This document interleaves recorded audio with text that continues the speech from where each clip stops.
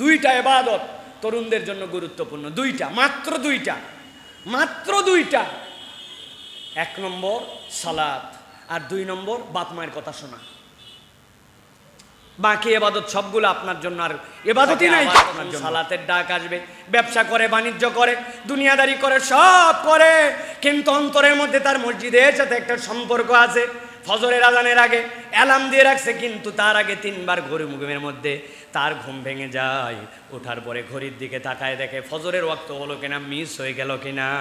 এই ভাবটা যে তার অন্তরের মধ্যে ঢুকে গেছে, মসজিদের সাথে তার সম্পর্ক।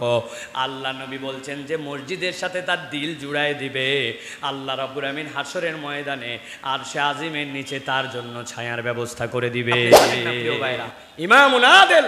ইমামুন আদেল মানে কেবল ওই রাষ্ট্রপতি আর কেবলমাত্র বিচারপতি নয়, তারা সর্বোচ্চ লেভেলের। কিন্তু আল্লাহ আপনাকে যেই জায়গাতে বিচার করার মতো জায়গা দিয়েছে, ওই জায়গাতেও আপনাকে আদালত করতে হবে প্রিয় ভাইরা। অতএব যে যার জায়গা থেকে, রাসূলুল্লাহ সাল্লাল্লাহু আলাইহি ওয়াসাল্লামের কাছে একজন সাহাবী আসছে, এসে বলছে, ইয়া রাসূলুল্লাহ, আমার এই ছেলেটাকে আমি খুব পছন্দ করি, আমার ছেলের জন্য আমি একটা খাদেম রেখে দিছি। নবীজি বলেন, এদিকে আসো, তোমার ছেলে মেয়ে কয়জন? বলে, ইয়া রাসূলুল্লাহ, আলো ছেলে আছে। বলে, তুমি কি তোমার সব ছেলের জন্য খাদেম রাখছো? বলে, না ইয়া রাসূলুল্লাহ। বলে, হয় সকল ছেলের জন্য খাদেম রাখো, না হলে এই ছেলের যে খাদেম এটাকে সরাই দাও, নচেত তুমি তোমার সন্তান হওয়ার পরেও, তোমার টাকায় খাদেম রাখার পরেও তুমি তোমার সন্তানদের মধ্যে আদালত কায়েম করতে পারো নাই। সুবহানাল্লাহ। কি বিচার, কে ন্যায় নিষ্ঠতা! রাসূলুল্লাহ সাল্লাল্লাহু আলাইহি ওয়াসাল্লাম এটা আমাদেরকে শিখিয়েছেন। অতএব আমার যে জায়গাতে আদালত কায়েম করার মতো একটু প্লেস থাকবে, একটু পরিবেশ থাকবে, আপনাকে মনে রাখতে হবে আমাকে ইনসাফ কায়েম করতে হবে। 2 নম্বর করার কোনো সুযোগ নাই। এটা যদি করি, আল্লাহ রাসূল সাল্লাল্লাহু আলাইহি ওয়াসাল্লাম বলছেন, হাসরের ময়দানে তোমার টেনশন করতে হবে না, আল্লাহর ফেরেশতা তোমার ঘাট ধরে নিয়ে এসে আল্লাহর আরশে আজিমের ছায়ার নিচে তোমাকে বসায় দিবে। সুবহানাল্লাহ। অতএব প্রিয় ভাইয়েরা, এই যে আদালত করার মানসিকতা, ইনসাফ করার মানসিকতা, এটা হৃদয়ের মধ্যে ধারণ করে নিতে হবে প্রিয় ভাই। নিজেদের আত্মসমালোচনা করতে হবে, আমার কোন জায়গায় গ্যাপ আছে, আমি আসলে 2 নম্বর এরকম কিছু করে ফেলছি কিনা। এরকম যদি না হয়, তাহলে আল্লাহর কাছে আমাদেরকে ধরা খেতে হবে প্রিয় ভাই। আল্লাহ আমাদেরকে বোঝার তৌফিক দান করেন, বলেন আল্লাহুম্মা আমিন। 2 নম্বরে সংক্ষেপে বলছি, আল্লাহ রাসূল সাল্লাল্লাহু আলাইহি ওয়াসাল্লাম বলছেন, ওয়া শাবুন নাশা ফি ইবাদাতিল্লাহি তাআলা। আর এমন যুবক, যেই যুবক তার যৌবন কালটাকে আল্লাহ রাব্বুল আলামিনের ইবাদতের মধ্যে নিমজ্জিত রেখেছিল। সুবহানাল্লাহি ওয়া বিহামদিহি। আমরা যেরকম মনে করি যে, কি ব্যাপার ভাই, মুখে আপনার দাড়ি নাই কেন? কি ব্যাপার ভাই, এখন পর্যন্ত আপনি নামাজ কালাম পড়েন না কেন? কি রে ভাই, আপনি এখন পর্যন্ত মসজিদমুখী হলেন না কেন? বলে, আমার আব্বা বিয়ার পরে, আমি হওয়ার পরে, 40 বছর হওয়ার পরে আমার ফ্যামিলিতে নামাজ পড়ছে, আল্লাহ দিলে এখনও বয়স হয় নাই, বয়স হওয়ার পরে এরপরে আমিও নামাজ কালাম ধরবো। আমাদের অনেকের টেন্ডেন্সি, মেন্টালিটি এরকম আছে, কিন্তু আল্লাহ বলছেন এই মেন্টালিটিটা ভালো মেন্টালিটি নয়। তুমি যদি হাসরের দিনে অটোমেটিক আল্লাহর আরশের ছায়ার নিচে তোমার স্থান পেতে চাও, আল্লাহ রাব্বুল আমিন বলছেন, ওয়া শাবুন নাশা ফি ইবাদাতিল্লাহি তাআলা। তার যৌবনকালটা সে এলোমেলো কাটায় নাই, আল্লাহর ইবাদত, আল্লাহর নির্দেশিত পথে সে তার যৌবনকাল পার করছে। ওই যুবকের কোনো চিন্তা নাই, ওই যুবক যখনই মারা যাক, আল্লাহ রাব্বুল আলামিন আরশে আজিমের ছায়ার নিচে ওই যুবকের জন্য জায়গা দিয়ে দিবেন। সুবহানাল্লাহ। অতএব আমার তরুণ, আমার যুবক, আমার প্রিয় ভাইয়েরা, আপনাদের জন্য বলবো, কাল ক্ষেপণ করে সময়ের আবরণে নিজেকে ঢাকায় রেখে অপেক্ষার প্রহর গুনায়ে আমরা যেন নিজেদের জীবনকে নষ্ট না করি। এই যুবককাল, এটা হচ্ছে আমাদের জন্য বিরাট নিয়ামতের সময়। এই যৌবন আমাদের জন্য বিরাট নিয়ামতের সময়। অনেক মুরব্বী আছে দেখবেন আপনারা, আসরের নামাজের পরেও মসজিদে বসে থাকে, মাগরিব পর্যন্ত বের হয় না। আছে না ভাই? আছে না? আহা, কি জন্য বসে থাকে বলেন তো ভাই? জানেন আপনি, ওই মুরব্বীর আর কোনো কাম নাই। রাগ করেন না, আলহামদুলিল্লাহ সব মুরব্বীও বসে থাকতে পারেন না। যিনি বসে থাকেন তাকে আমি ক্রিটিসাইজ করছি না, আল্লাহ তার ইবাদত কবুল করেন, কিন্তু আসলে উনার করার মতো কিছু নাই। আর আসরের পরে আমার কাছে করার মতো যত কিছু আছে, ওই মুরব্বী কেমনে করবে? কিন্তু আল্লাহর বান্দা ওই সময় দিয়েছে আল্লাহর জন্য, সে আল্লাহর জন্য তার সময়কে, ডেডিকেটেড সময়কে আল্লাহর জন্য সে ওয়াকফ করে দিছে। মুরব্বী একটা বাড়ির থেকে এখন মসজিদে থাকায় তার কাছে ভালো লাগে, এই জন্য রমজান মাসে শেষে এতেকাফ করে। আরেকটা ইয়াং, রমজানের শেষ দিনে তার বাজার আছে, সদাই আছে, তার চুল কাটা আছে, তার আধুনিক পোশাক কেনা আছে, ঈদ মার্কেটিং আছে, সবগুলাকে বাদ দিয়া ওই যুবক আল্লাহর জন্য ডেডিকেটেড হয়ে ওই যুবক মসজিদের মধ্যে এসে রমাদান মাসে আল্লাহর জন্য ইতিকাফ পালন করছে। এটা এত সোজা কাজ নয়। আল্লাহর নবী বলছেন এটা এমন কাজ যেই কাজের বিনিময়টাও সোজা নয়। যেই যুবক আল্লাহর জন্য তার যৌবনের ইবাদতে ব্যয় করছে, আল্লাহ আরশে আজিমের নিচে তার জন্য একটা ছায়ার স্থান সংরক্ষণ করবেন। সুবহানাল্লাহ। এই জন্য আমার প্রিয় তরুণ, আমার প্রিয় যুবক, ইবাদতের যেইগুলা ফরজ এইগুলো কখনো ছাড়বেন না। দুইটা ইবাদত তরুণদের জন্য গুরুত্বপূর্ণ, দুইটা, মাত্র দুইটা। এক নম্বর সালাত, আর দুই নম্বর বাপ মায়ের কথা শোনা। বাকি ইবাদত সবগুলো আপনার জন্য, আর ইবাদতই নাই তো আপনার জন্য। আর হিসাব মিলায় দেখেন, আপনি এখনো এমন পরিমাণ কামাই করেন নাই যে আপনার জাকাতের হিসাব বের করতে হবে।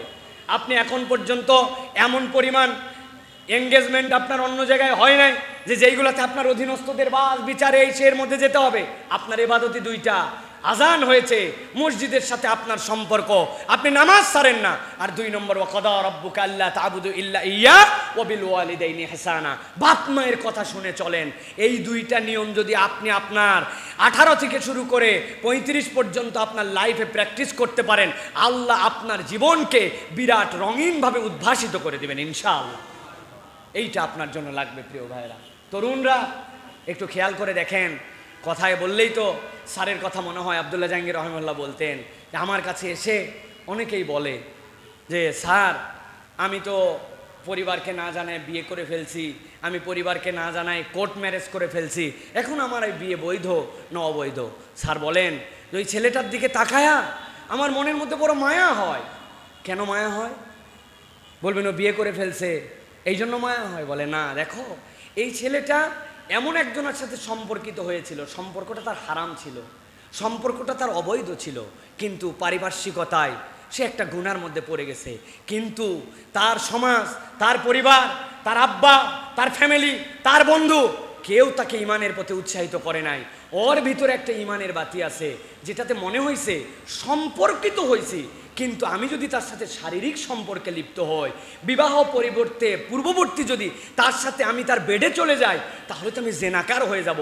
এখন সে তার কামনা আছে ভিতরে, কিন্তু তার ইমান তাকে একটু উস্কায় দেয় যে না এই কাজ করিস না, অন্তত পক্ষে বিয়ে কর, বিয়ে না করলে তুই বাঁচবি না।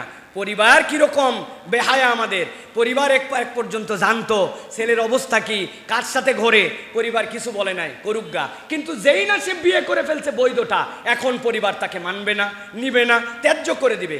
অথচ সে যে ইমানের দাবিটা দেখাইছে এটা সমাজ তাকে সাপোর্ট করে নাই, আল্লাহ তার ইমানের নূর দিয়ে তাকে এই পর্যন্ত হেদায়েতের রাস্তায় রেখেছে। স্যার বলেন ফতুয়া পড়ে, আগে তুমি এই বাস্তবতাটা কল্পনা করো। প্রিয় ভাইরা, এই জন্য বলবো এই সমাজ, এই আশপাশের পরিবেশ কেউ আমাদের বন্ধু না, কেউ আমাদেরকে সাপোর্ট করে না। আপনার সাপোর্ট হচ্ছে আপনার কোরআন, আপনার ইসলাম, আপনার ইমান। এই হেদায়েত যদি হৃদয়ে ধারণ করতে চান, এই দুইটা আমল বাদ দিবেন না। নামাজ এনিহাউ আপনাকে আদায় করতেই হবে, আর বাপ মায়ের কথা শুনতে হবে।